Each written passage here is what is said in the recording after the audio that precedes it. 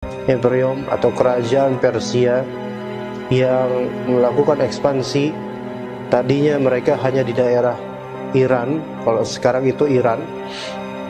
Jadi Persia itu asalnya itu di Iran, di seluruh bagian dari Iran. Dulu namanya bukan Iran tapi ya. Adapun kemudian ada yang namanya Irak. Ada namanya Irak. Nah, Irak ini pada asalnya bukanlah Iran, bukanlah Furs atau Persia. Maka dahulu ketika disebut Irak, Basrah, yaitu Irak, beda sendiri. Bukan dia, mereka tidak sebut Persia, Furs. Namun di masa itu ekspansi penjelajahan orang-orang Persia, kerajaan Persia itu bahkan bukan hanya di daerah Persia mereka, bahkan bisa sampai ke daerah Syam, ya, bahkan sampai Filistin, bahkan juga sampai beberapa bagian dari Mesir kena dengan ekspansi mereka. Ya, bahwasanya orang-orang Persia ketika itu masyhurnya menyembah api, ya, Majusi. Dan hal ini sebenarnya ada sejarahnya, mengapa kok menjadi agama Majusi yang tadinya itu beragama Zoroaster, yang kemudian dikenal agama Zoroaster adalah agama Majusi, menyembah api begitu saja, menuhankan api atau menuhankan cahaya. Itu ada kronologinya, yang tadinya bukanlah seperti itu tadinya, ya. Tapi tentu agama mereka ini secara mutlak sesat, ya. Dan di daerah Persia memang berkembang pemikiran-pemikiran dan keagamaan yang memang sesat dan menyesatkan. Di masalah juga ada namanya mazhab, namanya Mazdakiyah, nanti namanya mazhab keagamaan namanya Mazdakiyah atau agama pengikut Mazdakiyah, yang mana ini sangat ekstrim dalam masalah eksploitasi perempuan dan juga kekuasaan harta. Ya, insya Allah nanti mudah-mudahan bisa kita jabarkan. Dikatakan oleh para ahli sejarah, Imperium Persia dikenal dengan negeri Persia atau Kisra. Negeri Persia atau Kisra. Nah, Kisra itu adalah sebutan untuk kerajaan atau raja untuk orang-orang Persia. Kisra, raja untuk orang Persia. Fir'aun, raja untuk Mesir. Kaisar, raja untuk Romawi. Jadi semua itu adalah nama, bukan apa label, bukan nama orang. Fir'aun bukan nama orangnya Fir'aun, ya, tapi nama gelar yang memang dinobatkan kepada setiap yang menguasai pemerintahan Mesir, kerajaan Mesir, maka disebut Fir'aun. Entah nanti namanya apa, cabangnya itu ada. Adapun di Al-Quran, wallahu ta'ala, Fir'aun yang mana, yang keberapa, ala kulli hal, Fir'aun itu bukanlah nama asli manusia, melainkan dia apa, label, ya, presiden, kayak nama-nama presiden, ya, gitu lah, ya. Tapi itu versi apa? Versi Mesir, versi Mesir kuno. Kemudian ada di Romawi dengan ekspansinya itu namanya Kaisar, ya, untuk semua rajanya, Kaisar, ya. Adapun Persia namanya Kisra, ya. Kalau di Arab mungkin disebut Malik, ya, makanya kalau Raja Arab Saudi Malik siapa? Malik Salman. Ada Malik Fahd, ada Malik ini. Jadi Malik Fir'aun, maksudnya Malik gak sama dengan Fir'aun terus. Ya, jadi itu artinya label, ya, label para raja, ya. Baik, Imperium Persia ini lebih besar dan lebih megah dibandingkan Imperium Romawi bagian timur. Di sana, maksudnya di Persia, banyak aliran keagamaan yang sesat. Sebelum nanti adanya di zaman Abu Bakar bin Al-Khattab ketika menjadi khalifah, ya, setelah Rasulullah SAW wafat, itu belum sampai Islam ke Persia, belum masuk, belum didakwahi betul-betul ke Persia, belum sampai. Karena Persia ini, ya, sebelum Persia ada Irak, ya, dan agak sulit untuk sana. Ada juga nanti Teluk Persia, bisa lewat laut dan bisa juga lewat darat, tapi harus melewati Irak dan agak lebih jauh.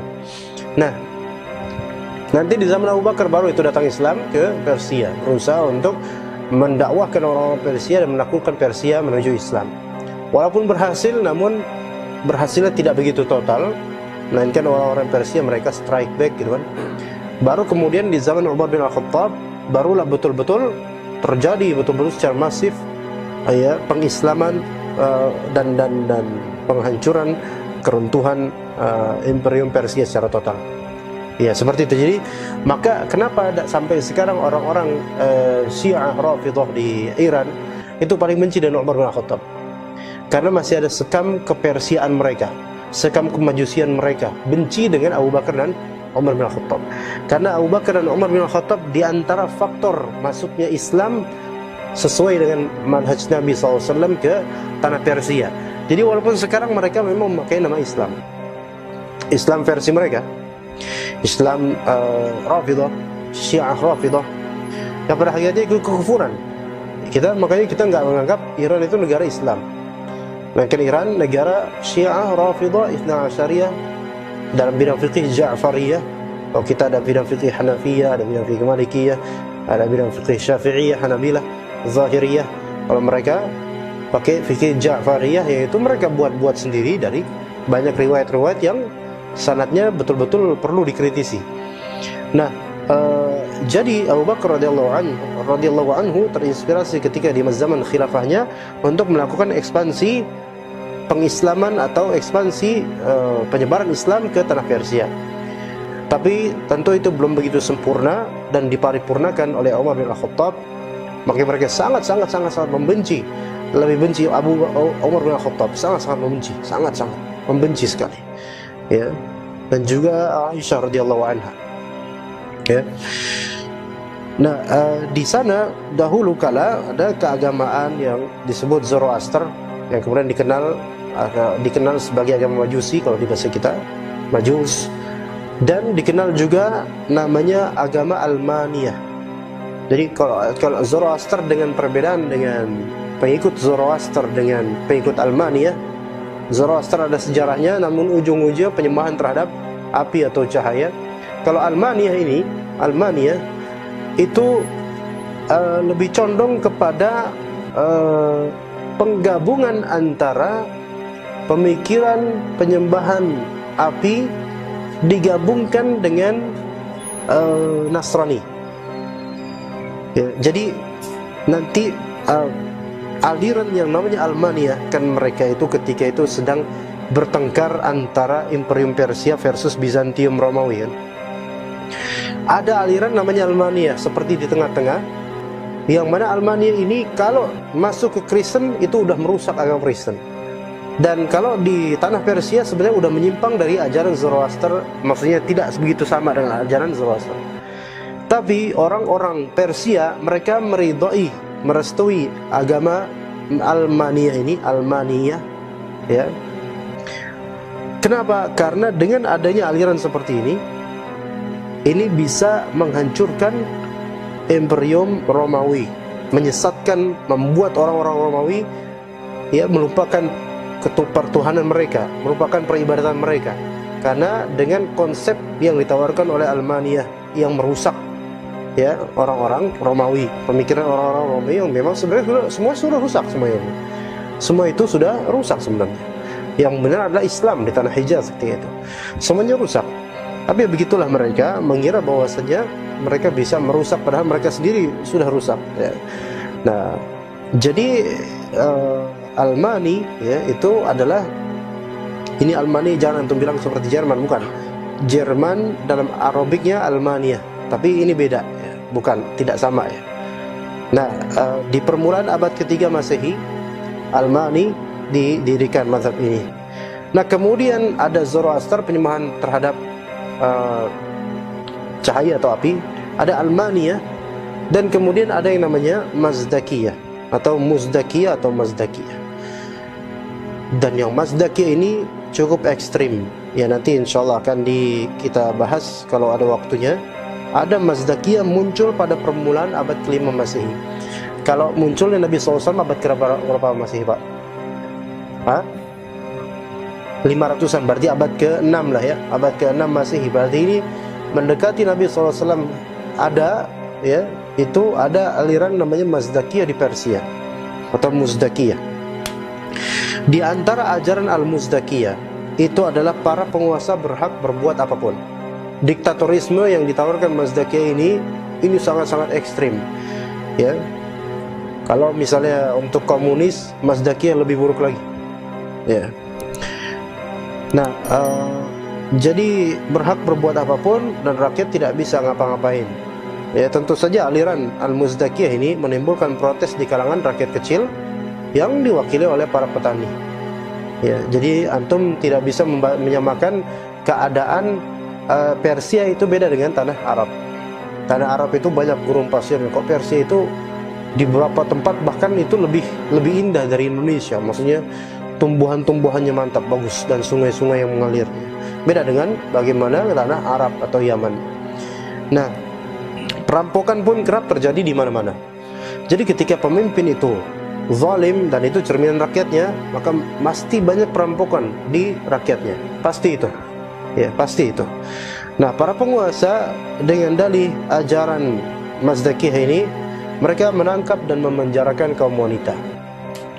Mereka menguasai seluruh kekayaan dan tanah milik rakyat. Bagaimana kalau antum melihat sistem komunisme? Gimana kok komunisme? Hah? Semua harta dari masyarakat gimana? Milik siapa? Milik bersama dan dibagi rata gitu kan. Jadi yang udah capek-capek nimbun kekayaan, berusaha, ya pasti akan diratain dengan orang miskin, jadi sama, equal semuanya. Memang kalau bagi orang awam ini equality ini bagus nih kan, tapi sebenarnya ini kezaliman. Dalam Islam apakah seperti itu? Tidak. Dalam Islam dipersenkan dengan zakat, dan itu pun ada batasan nisab dan haul. Kemudian dibagikan ke orang-orang mustahik, dan bukan hanya fakir miskin, bahkan di antara mustahik itu, karena kita tidak hanya memandang orang yang berkebutuhan hanyalah fakir miskin. Ibnu Sabil, ya, orang yang misalnya lagi di tengah perjalanan dan kehabisan bensin atau kehabisan dana atau dan seterusnya, itu berhak mendapatkan zakat selama perjalanannya bukan dalam maksiat. Islam sangat memperhatikan hal seperti itu. Namun kalau equality yang ditawarkan komunisme, itu setara semua. Dibandingkan muzdakisme, mana yang lebih buruk? Muzdakisme jelas. Kenapa? Karena semua tanah, semua harta rakyat itu milik pemerintah. Terus mereka itu apa sekarang rakyatnya ini? Apakah hanya budak atau gimana? Gitu kan? Nah, mereka menguasai seluruh kekayaan dan tanah milik rakyat. Tanah, perkebunan, dan rumah dijarah oleh pemerintah Muzdakiyah. Seakan-akan properti tersebut sebelumnya tidak punya tuan. Mereka ambil itu semua. Nah, dan ketika di masa Persia itu kursi kepemerintahan turun-temurun menerapkan sistem monarki, yaitu turun-temurun, ya, nasab yang turun-temurun. Mereka menganggap diri mereka, keluarga mereka paling tinggi kedudukannya karena mereka adalah titisan dewa-dewa. Bukan dewa-dewi ya, dewa-dewa. Seluruh sumber penghasilan rakyat menjadi milik para penguasa. Nauzubillah. Ini mengerikan ini. Capek-capek rakyat, nah mereka nggak punya hak untuk menerima dari semua itu, kecuali kalau dikasih oleh pemerintahnya. Ini benar-benar zalim ini. Mereka menguasainya dengan kesombongan yang tidak bisa digambarkan. Pola kehidupan mereka seperti binatang. Untuk menghindari pajak yang amat tinggi dan beban wajib militer, banyak dari kalangan petani rela meninggalkan pekerjaannya dan lebih memilih pergi ke tempat-tempat sembahyang yang terpencil. Jadi saking apa? Saking udahlah, nggak bisa lagi kita ngapa-ngapain coba. Dan begitu juga kalau misalnya orang-orang di Jakarta dizalimi, misalnya semua yang di Jakarta hartanya dirampas semua sama pemerintahan misalnya. Jadi pajak itu bukan hanya sekian persen atau apa, semuanya. Lama-lama orang kalau nggak bisa demo, ya udah, mereka pasti ke tempat-tempat terpencil, ya, Nusa Kambangan tuh, ya kan, tempat-tempat terpencil, ya, seperti kuil dan biara di tempat itu di Persia. Para petani dan rakyat jelata dijadikan umpan di setiap peperangan mereka yang ganas melawan Imperium Romawi. Jadi Imperium Persia itu dengan luasnya, ya, dari batasan Iran sampai bisa berekspansi ke Mesir ketika itu mereka berseteru betul-betul dengan Imperium Bizantium. Imperium Bizantium Kristen, ya, lebih condong ke Kristen. Kalau untuk Persia atau Kisra ini lebih condong ke Ayyan, Muzdakiyah, dan ada juga Zoroaster, penganut Majusi dan seterusnya. Jadi beragam, mereka itu semuanya sesatnya. Jadi Imperium Romawi musuh bebuyutan. Bagi rakyat kecil, peperangan ini tidak ada gunanya. Kenapa? Hanya melampiaskan hobi dan nafsu para pemimpinnya ketika itu. Jadi mereka sangat suka perang, hancurkan itu Romawi, dan yang kecil-kecil ini diajarkan sebagai umpan. Jadi dianggap seperti lebih rendah mungkin dari binatang. Nah, itu disebabkan memang keberagamaan mereka, ya, dari masalah mindset mereka. Beragama mereka memang betul-betul kacau. Kalau ditilik dari awalnya, kenapa kok ada Majusi, ya, ada Zoroaster? Anda akan bacakan sejarahnya di sini. Mudah-mudahan kita bisa pahami. Agama Zoroaster dinisbatkan kepada seorang nabi kuno versi Persia, katanya. Ini nggak kita imani nabi ini nabi Islam, ya. Cuma ini hikayat saja. Bernama Zarathustra. Zarathustra, ya. Nggak boleh namain anak dengan Zarathustra nanti, ya. Hidup sepanjang tahun 674 sampai 551 sebelum Masehi. Ya berarti konon kita nggak begitu pastikan sebelum kelahiran Nabi Isa alaihissalam, atau ya sebelum zaman Nabi Isa alaihissalam. Keyakinan agama Zoroaster meliputi aspek monoteisme dan paganisme sekaligus. Gimana tuh? Antum tahu monoteisme berarti kan tauhid. Tapi menganut juga paganisme. Paganisme ini berarti mendewa-dewikan kita, patung-patung dan seterusnya kita. Nah, mulanya keyakinan Zoroaster tadinya keyakinan Zoroaster ini, jadi sebelum jadi Majusi nanti, keyakinan Zoroaster hanya mencakup monoteisme saja, ya. Namun seiring perkembangannya, keyakinan agama Zoroaster ini meliputi paganisme. Jadi sejarawan Muslim kontemporer yaitu Profesor Dr. Ali Abdul Wahid Wafi mengatakan bahwa Zarathustra, yang nabi versi mereka, menyerukan ajaran monoteisme untuk menyembah Tuhan yang tunggal, mengesahkan tauhid, ya, pencipta segala sesuatu dan segala alam. Ini tauhid rububiyah, tauhid rububiyah. Nah, baik yang berupa esensi yaitu ruh maupun berupa materi. Jadi semua yang tampak materi ataupun yang berupa esensi seperti ruh, arwah, dan yang tidak kelihatan, itu ada penciptanya. Dan pencipta tersebut disebut oleh mereka namanya Ahura Mazda. Ahura Mazda. Ada nggak nama Allah itu? Ahura Mazda? Apakah nama Allah? Bukan. Jadi Allah alam seperti ini ajarannya, seperti ini dulunya.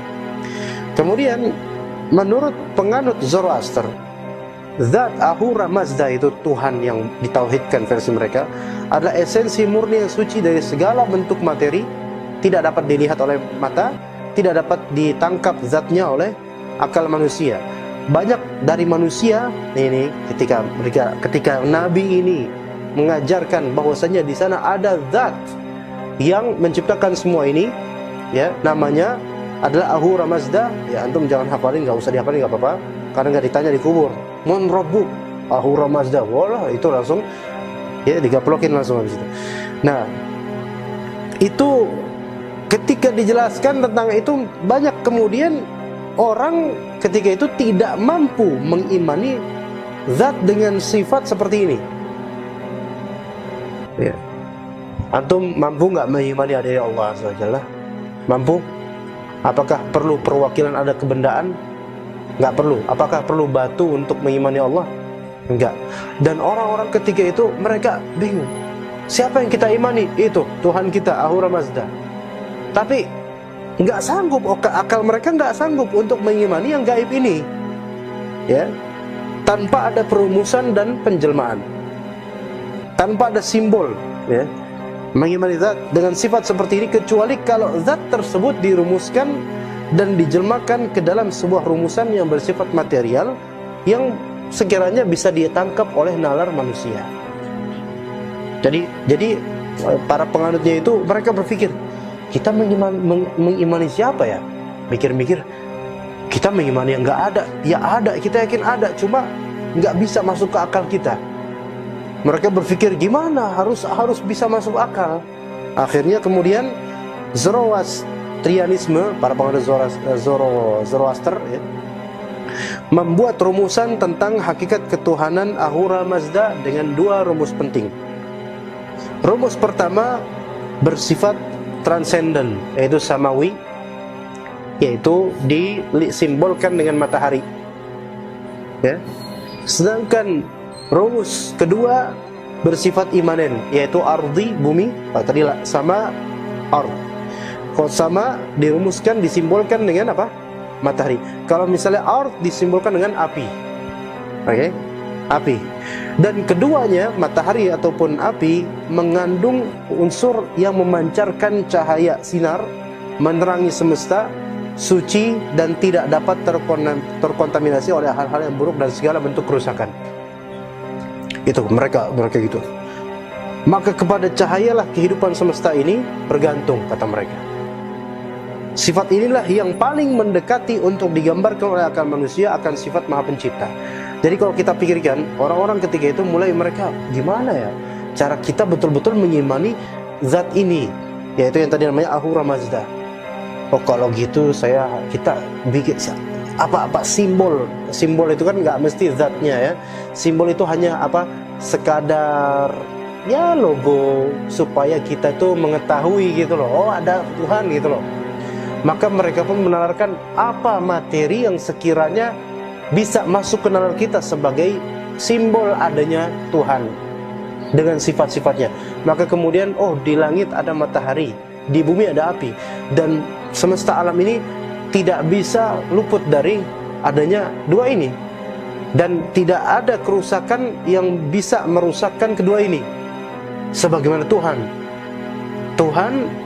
semua makhluk butuh dengannya, sebagaimana semua makhluk butuh dengan adanya matahari. Dan juga tidak ada yang bisa merusak Tuhan, tidak bisa merusak matahari atau api. Yang ada malah api yang bisa merusak, ya, membakar. Nah, akhirnya mereka sampai situ. Step pertama syaitan membuat mereka menalarkan seperti itu, mensimbol-simbolkan seperti itu, ya. Nah, kemudian ikhwan sekalian, Zoroaster kemudian menganjurkan pengikutnya untuk senantiasa menyalakan api suci di tungku-tungku api yang terdapat di setiap kuil peribadatan. Jadi mulai pakai api kan, mulai pakai api. Tadinya ini nggak ada api-apian tadinya, ya kan? Kalau kita lihat tadinya nggak ada, cuman yang penting imani aja ada pencipta gitu loh. Tapi karena apa? Karena mereka nggak puas dengan apa yang diajarkan. Bagaimana cara meyakini diri kita? Harus ada pematerian, logo atau simbol. Akhirnya mulai api-apian tuh main, lama-lama nabun dia tuh, lama-lama kan. Nah, api tersebut harus selalu menyala dan harus memancarkan cahaya. Tungku api itu dijaga dan diurus oleh pemimpin agama, rohaniawan muda, juga oleh para pendeta kuil. Setiap hari mereka selalu masukkan kayu cendana ke dalam tungku api sebanyak 5 kali. Kayak kita sholat aja gitu kan, ada ritual itu, ya, atau kayu lain yang mengeluarkan aroma wangian yang khas. Terus mereka lafalkan doa atau ritual keagamaan di sekitar api tersebut, ya. Ketika akan mendirikan sebuah kuil api baru, mereka harus menyalakan api terlebih dahulu sampai 9 buah lilin atau obor. Nyala api di obor pertama kemudian disalurkan untuk nyala api di obor kedua, dan seterusnya. Dituangkan sampai obor yang terakhir. Nah, kemudian terus. Ya. Anggapan lama-lama kan menganggap sakral api ini lama-lama. Ya. Menganggap sakral api ini, anggapan sakral dan cara pengikut peribadatan seperti ini, Zoroaster menyucikan api inilah yang pada akhirnya menjadikan agama tersebut, ya. Tadinya mereka meyakini adanya pencipta yang Maha Esa, tapi dengan pensimbolan matahari dan api. Mereka masih meyakini tadi pencipta ada satu. Lama-lama mulai mereka pada akhirnya menjadikan agama tersebut bergeser dari monoteisme ke paganisme. Maka Zoroaster mereka pun mulai berubah menjadi agama panteisme. Panteisme itu hululiyah, yaitu menyatakan bahwasanya pencipta itu Tuhan itu merasuk ke alam semesta, ya, merasuk ke alam semesta. Dan juga paganisme, api sendiri pada akhirnya berubah. Tadinya hanya sebatas isyarat, logo, simbol akan adanya Tuhan. Sekarang kemudian mereka berubah, saking seringnya mereka mensucikan dan mengkeramatkan api, akhirnya mereka menganggap bahwasanya api itu adalah sang pencipta itu sendiri. Mulai berubah tuh. Dari tadi apa? Dari tadi berusaha bertauhid, tapi karena ajaran yang tauhid tersebut nggak ada dalil, nggak ada wahyunya, mereka bingung gimana caranya. Akhirnya mulai disimbolkan, maka mulai kemudian mereka menyembah simbol itu. Nah, sejatinya akhirnya terjadi keyakinan konsep dua kekuatan besar dalam kehidupan yang senantiasa berlawanan dan berbenturan, yaitu satu kekuatan terang dan satu kekuatan gelap. Ini selalu berperang ini nanti. Nah, makanya bagi mereka ada dua Tuhan, Tuhan terang dan Tuhan gelap. Dan Tuhan terang itu lebih baik, dan simbolnya atau bisa dikatakan itu adalah api dan juga matahari, yang panas-panas, yang bercahaya, yang bersinar. Tuhan gelap itu kezaliman, kegelapan dan seterusnya. Nah, di situ kemudian akhirnya ya, disitulah kemudian orang-orang disebut Majusi, penyembah api. Dan tadinya mereka berusaha memahami adanya pencipta yang satu, namun kemudian karena tidak ada wahyu, akhirnya mereka makin tersesat. Dan belum lagi itu masalah akidahnya, belum lagi bagaimana masalah kehidupan kesehariannya yang tadi kita bilang Mazdaki ya, itu sampai merampas semua harta milik rakyatnya.